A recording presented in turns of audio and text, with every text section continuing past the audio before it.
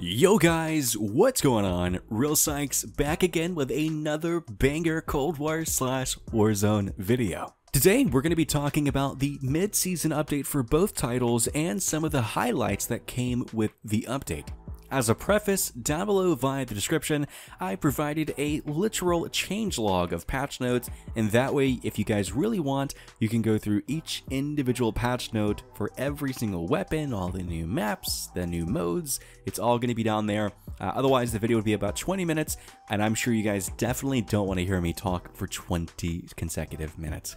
So, without further ado, let's kind of dig in here. Kicking things off with the actual download or installation sizes of these updates. So for those of you on PS5, the update's going to be about 12 gig. On PS4, it's 7. For Xbox Series X and Series S, it's going to be 14 gig. Xbox One is 9. And then on PC, it's going to be 8 gig. Next up is the multiplayer. So the all-new Miami Strike has been added, and it's a 6v6 map, which is fantastic. I'm sure many of you, like me, don't end up playing 2v2 or 3v3, so this is a map that I will actually end up playing quite a bit of. So Miami Strike comes to 6v6 this week with a streamlined map layout featuring an entirely new waterside path that opens up new close-quarter opportunities.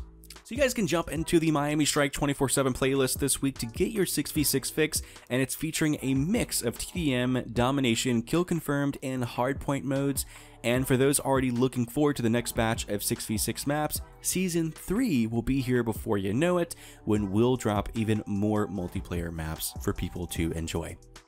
Next is Mansion. So this is a 2v2/3v3 map. So here you take the fight to an opulent Cuban compound and choose between head-on conflicts in the center courtyard or high visibility power positions from above. Next up, something I am super stoked about is Golova. So if you guys haven't already, this is actually the Outbreak map from Zombies, and that's been added to multi-team. I'm not sure if I'm going to have that footage in time for the video to go up, but I'm super stoked to kind of dive in and play on that. I loved Outbreak, still play it all the time. So next up is a new game mode that I'm super excited about, which is the multi-team hardpoint. So you've never played the objective like this before. Our new large-scale multi-team hardpoint mode drops 10 teams of 4 into the biggest maps of the game to fight for control of multiple hardpoints at a time. Each set of hardpoint lasts 120 seconds before rotating to the next location, and unlike 6v6 and 12v12 hardpoint, your team will earn 1 point each second for all teammates inside of the hardpoint. The first squad to reach 1,000 points wins the match. So hopefully this ends up being a super popular playlist among the COD community. Just reading it excites me. I love more team-based objectives. Oftentimes you play things like domination or hardpoint, and it's like you're playing with robots. Like, I've never found anybody who proactively plays the objective, so this is really incentivizing people to do just that, and hopefully they do. Next up is the new prop hunt maps plus props. So prop hunt returns this week with 2 additional maps joining the rotation, including Miami Strike and Satellite. We've also refreshed the prop selection for the majority of our existing maps to help keep those hunters on their toes. You can squad up and jump into the updated prop hunt playlist this week. Next is League Play. So with the additions of the Apocalypse Hardpoint and Express S&D to the League Play rotation, we're consistently working on more ways to improve the competitive experience. We've heard the recent feedback on the wildcard selection and agree we want players to commit to a playstyle in League Play. Starting the Season 2 Reloaded, the Lawbreaker wildcard will no longer allow any weapons to be put into either weapon slot into League Play. Players will only be able to use a primary and a secondary weapon, so if you want to run 2 primary weapons in League Play, you'll need to pick one up from the ground. Next is Lawbreaker will now only allow players to equip multiple perks from the same perk category.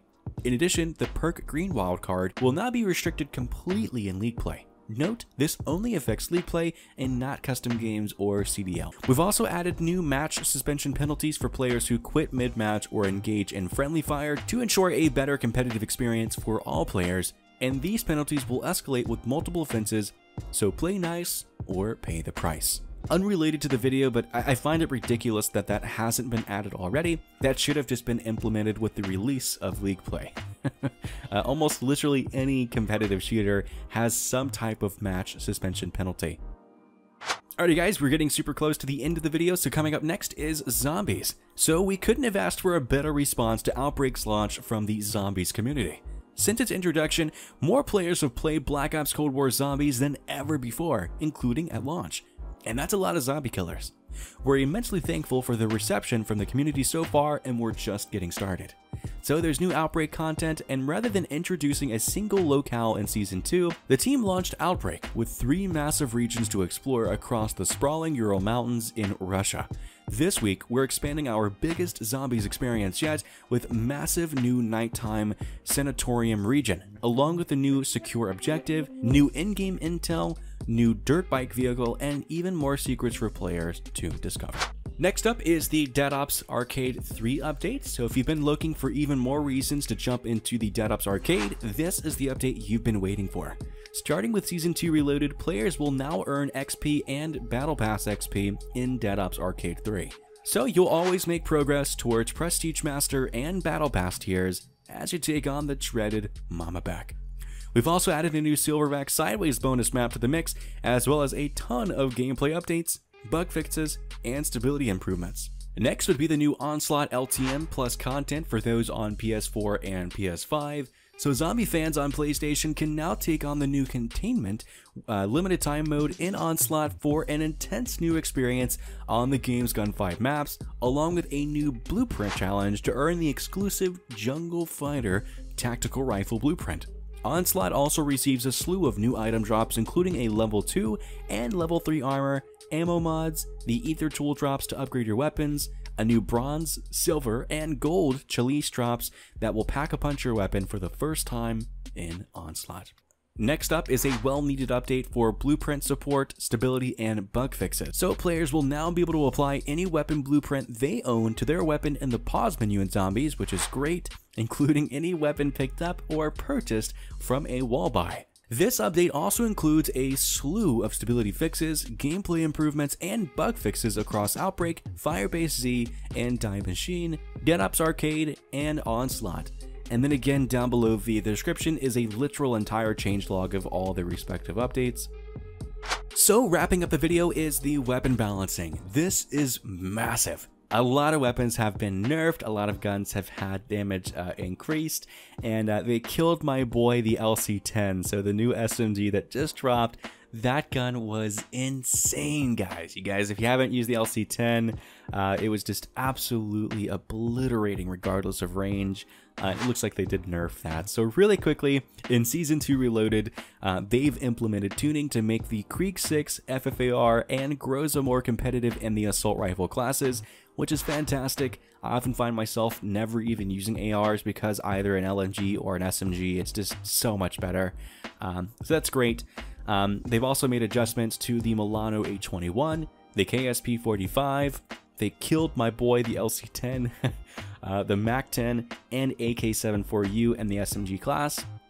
And they've also made specific performance tuning to the RPG-7, 1911, Magnum, and more. These changes include complete tuning passes on muzzle and underbarrel attachments that affect recoil on ARs and SMGs, increasing damage for rockets against enemies with a flak jacket and hardcore, and removing glint from sniper rifles with iron sights. And again, down below via the description, there is the entire changelog of everything that occurred. So guys, that is today's video. Really quickly before you click away, I would appreciate it if you show us some love by smacking that like button, hitting the subscribe button if you really want to join the fam, and hit that bell notification icon to be notified on all future uploads. Until next time, peace.